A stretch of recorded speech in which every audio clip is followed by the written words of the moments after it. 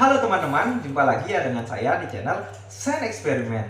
Nah, jadi pada video kali ini saya akan melakukan sebuah eksperimen yang mungkin sudah sering kalian lihat sebelumnya. Tapi pada kesempatan kali ini saya akan membahasnya lebih mendalam dan lebih detail tentunya ya teman-teman.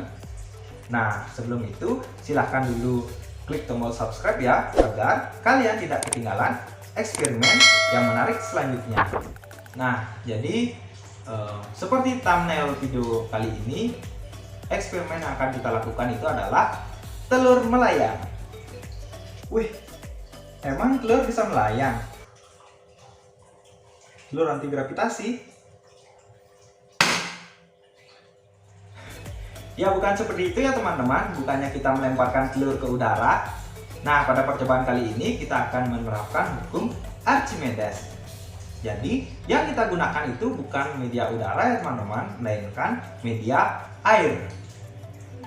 Nah, jadi hukum Archimedes itu berbunyi, bisa kalian perhatikan ya di sini, bahwa jika suatu benda dicelupkan sebagian atau seluruhnya ke dalam zat cair, akan mengalami gaya angkat ke atas yang sama besarnya dengan zat cair yang dipindahkan oleh benda tersebut.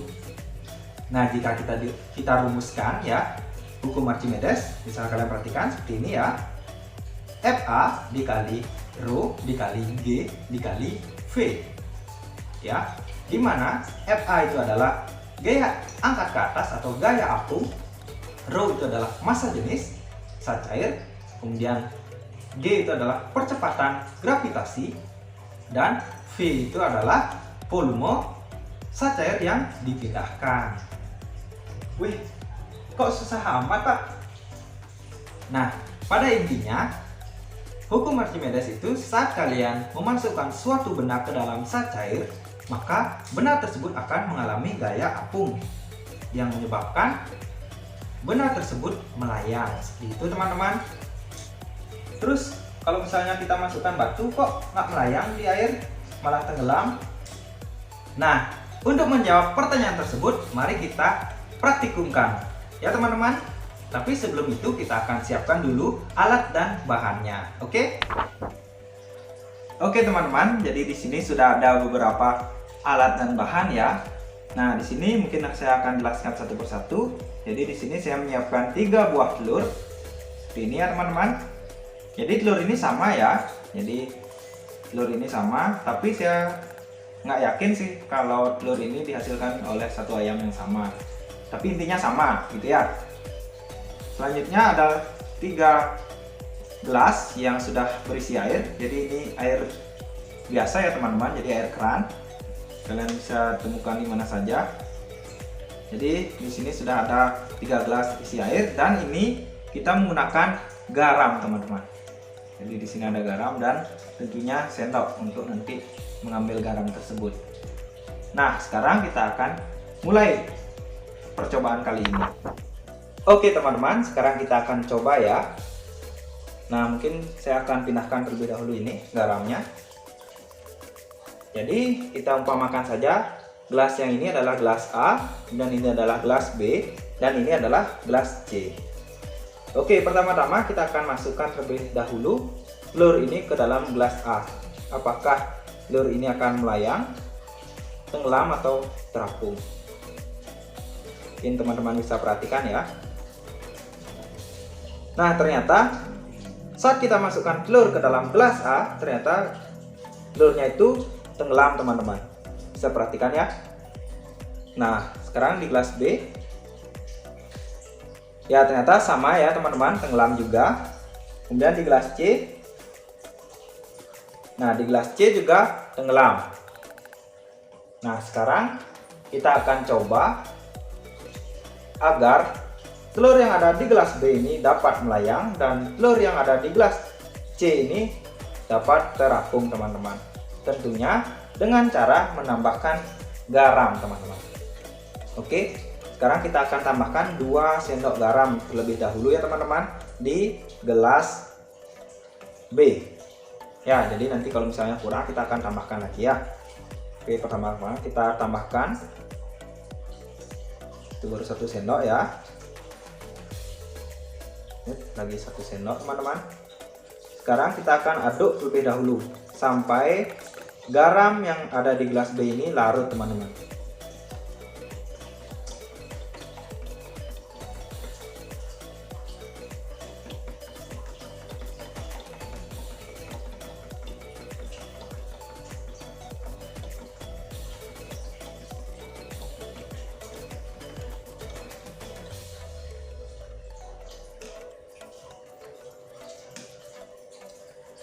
Oke, bisa kalian perhatikan ya.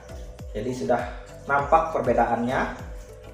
Nah, sekarang untuk gelas C kita akan masukkan mungkin 3 sendok teman-teman. Jadi agar telur yang ada di gelas C ini terapung teman-teman.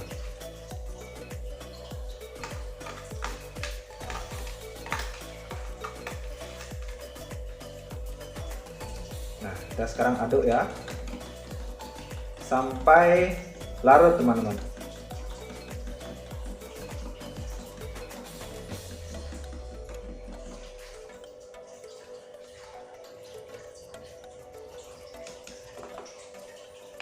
Mungkin kita tambahkan lagi dikit ya, supaya benar-benar terapung teman-teman.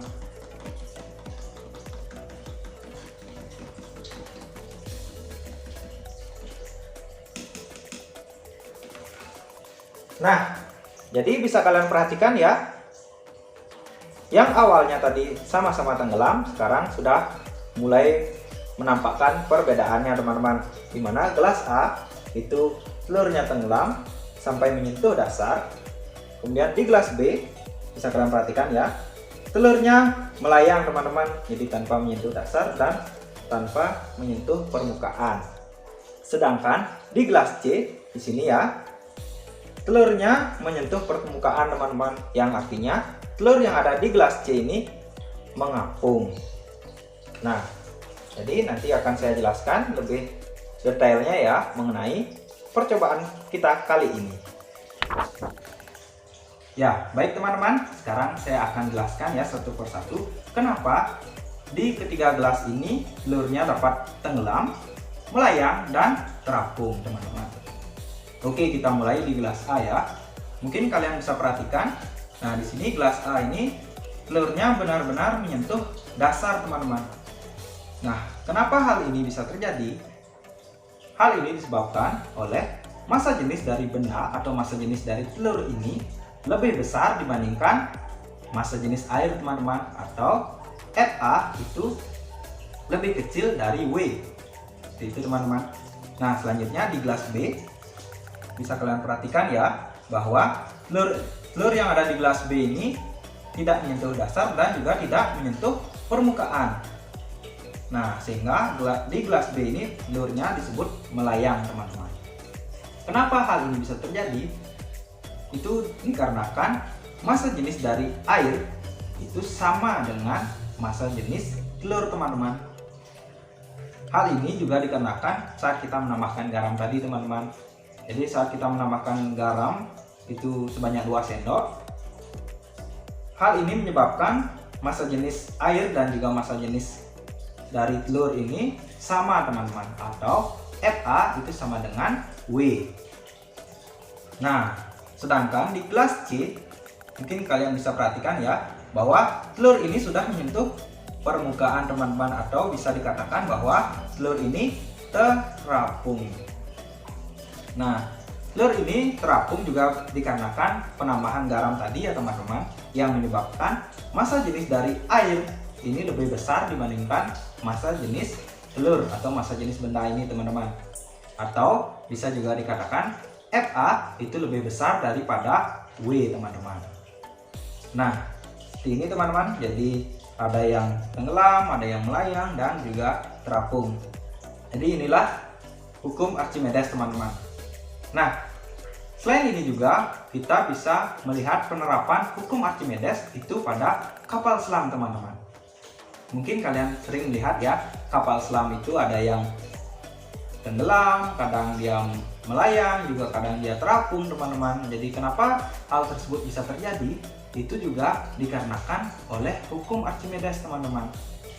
Nah, jadi dalam kapal selam itu terdapat rongga teman-teman. Seperti itu. Jadi saat kapal selam itu tenggelam, maka rongga tersebut akan dipenuhi oleh air, teman-teman. Nah, itulah yang menyebabkan massa jenis dari kapal selam itu lebih besar dibandingkan massa jenis air.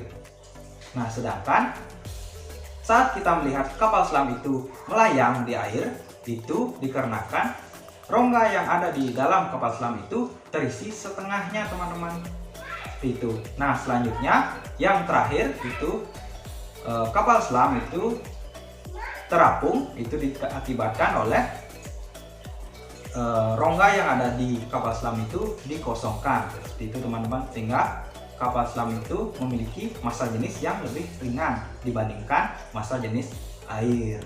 Itulah yang mengakibatkan kapal selam kadang terlihat tenggelam, kadang melayang, dan juga kadang terapung, teman-teman.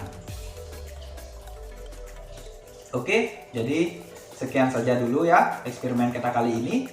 Nah, jika kalian suka dengan video ini, ingat di like, dan jangan lupa untuk share video ini ya, teman-teman, agar pengetahuan kita semakin bertambah dan juga kita semakin tahu tentang sains, khususnya di hukum Archimedes.